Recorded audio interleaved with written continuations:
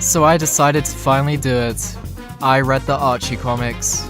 Before now, all I'd seen was the creepy art of Sally and all the weird knuckle where he has like a bunch of family members that look identical to him. And after reading it, I'm surprised Sega didn't pull the plug on this years before they actually did. The first issue I read was issue 94, where Sonic and Tails have to go to school.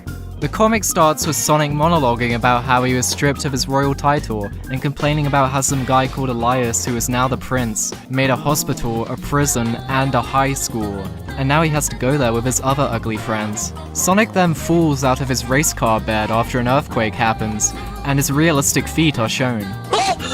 Meanwhile, Eggman is visiting his brother, Colin. He has a brother named Colin in this. The next day, Sonic and Tails and these other characters go to school, and Tails loses his book bag. When he goes looking for it, Poncho Knuckles rises out of hell in a cloud of smoke, and Tails just acts like this is normal and asks if he knows where his book bag is. Then this guy walks in and says he's the physics teacher. Sonic makes a pretty good face, and then he asks this weird-ass character who he knows, I guess, if Sally was there, and he's like, no. Then the comic ends. This was 17 pages. How much was this back then? $1.99? That's like $40 in today's money. And you only gave me 17 pages? Okay, that's not entirely true. There's actually 24 pages. The rest is taken up by a story about Knack and female Knack who exists for some reason going to kill Knuckles. Then Charmy with a cape and female Charmy B who exists for another reason appear, and do nothing really. Try and guess which character on this page is Knuckles. It's the green one, obviously. This is during Knuckles' green phase. He's like being shocked or something. This was the perfect issue to start on, because it contained everything this comic is about. Like the squirrel political drama, these ugly Mobians, Knuckles' inbred family, and Green Knuckles. This comic takes place on the planet Mobius in the year 3000 or something, in the unfortunately named village of Knothole. For most of the comics, Eggman looks like this and has his nephew Snively helping him. I was really fucking confused during the first issue I read because his brother Colin kept referring to Eggman as Julian. I assumed I had just jumped in the middle of a plotline where he disguised himself as a man named Julian or something. Am I not turtly enough for the Turtle Club? But in the comics, his name is actually Julian, and his dad is called Ivo Kintobor, because Robotnik is also not his actual last name. His last name is Kintobor, and Eggman invented the name Robotnik for himself, even though Gerald and Maria Robotnik show up later, but that's unimportant. In this, instead of being a wacky scientific genius, he's instead literally just Robo-Hitler.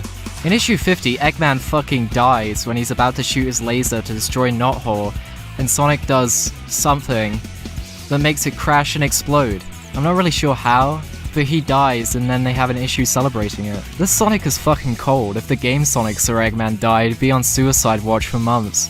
And this fucking has a party in front of a tree trunk or something. Fuck your homie dead.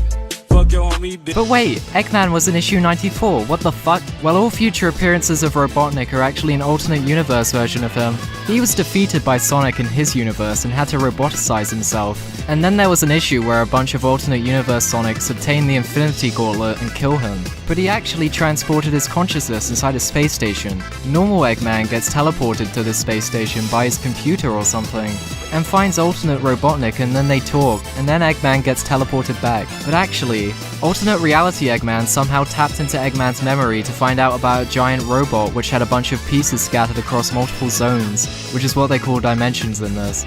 After gathering all the pieces, he killed Sonic and got bored, so he went to Archie Sonic's universe to kill him as well. In issue 72, he shows up and points a bunch of satellites at Mobius, in order to take control of all the Robians. I've come to make an announcement. Shadow the Hedgehog's a bitch-ass motherfucker. In issue 75, he explodes aboard his spaceship, but his consciousness is put into a new body, with better character design because it wasn't made by an Archie employee. It was really weird reading this issue and seeing adventure art being used on the order page. Bomb from Knuckles Chaotix was in this issue too. In this he has a face and is like a sentient being, which means I guess he just suicide bombed himself in this panel. Why does Knuckles not love us? The most well-known and infamous part of this whole comic is Sally, the nude chipmunk with tits and a realistic woman's body. Sally isn't even the only character with tits. This is making me suspect that Knothole wasn't unintentional. She is one of the main characters, outranking Knuckles and Amy. While in the game, Sonic is a true Cell. In the comic, he dates Sally Acorn until the infamous slapping of issue 134. Unlike the ugly-ass art of the previous 2 issues I read, I actually really like the art in this issue. It reminds me of Dork Diaries and How to Draw Manga books. It's a shame it's in service of this ugly tree world. In this issue, Sonic has come back after being in space for a year or something. He also got a chip put in his brain that allows him to speak to dogs. Sonic has a pet dog in this, by the way. Sonic also comes back with a hologram of Tails' parents, and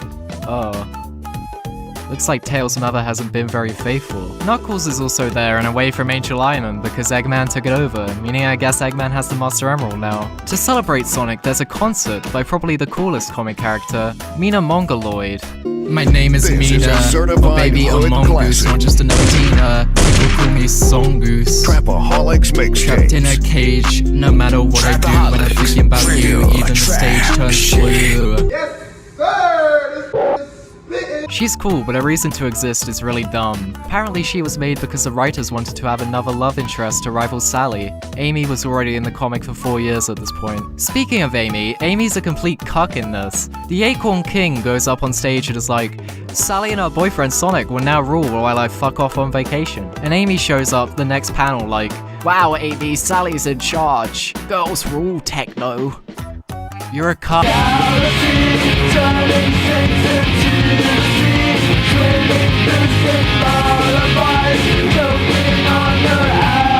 Then Sally slaps Sonic and runs off. Apparently this issue is pretty infamous because of the slap scene that people don't like. I don't really get it, because from what I've seen it seems pretty in character for Sally to be a huge bitch, but I don't know. Mina also appears in this issue. In it she creeps on Sonic from a bush, then comes out and talks about how she wants to get captured by Eggman so she can tell him what he's doing is wrong, which will totally own him and make him lose followers on Twitter. My follower base! In this issue, Sonic has a sword of acorns or something. 8 years before the Black Knight. The sword can for some reason restore Mobium free will after Eggman takes control of them. The sword almost immediately gets taken by Eggman's robots that have the ability to cloak and decloak like Crisis. Using their magnetarm ability, they attract any metal in the area straight to them. Except themselves, I guess. It looks like Sonic's gonna get punched to death, but then Mina touches his body, which gives her super speed for some reason, and then they run away. Sonic wakes up 4 weeks later, and finds the same robots so he can get the sword back. This time, I'll pay attention to their footprints instead. Why didn't you do that the first time, you fucking retard? Zip by him and bust up the bot I was looking for.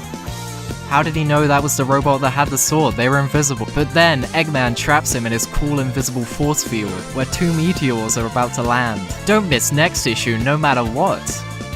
In the next issue, Sonic dies. Then there's a story with Knuckles. This is when he turned green for the first time and remained green for multiple years. This whole comic feels like a mix of a Sonic fan work from 2007 and a shitty 1900s sci-fi novel, except more confusing. The writing also feels like a fucking loser trying hard to be cool, which is what it was, so I guess I should have expected that. But every character in this is constantly making shitty puns and one-liners and saying shit like Mondo Coolness and Robotnik. You get it, like Robotnik, but butt. If this comic came out now, Sonic would be all like, for real, this fi dog, this shit bussin', no cap, sheesh. This is amongously cool, my folks. I liked it, but I don't really understand how you can read this and take it seriously, or petition Sega to get its character to be considered canon, or something like that. It's a good thing nobody ever did that. I've been the Nostalgia Critic, have a good night.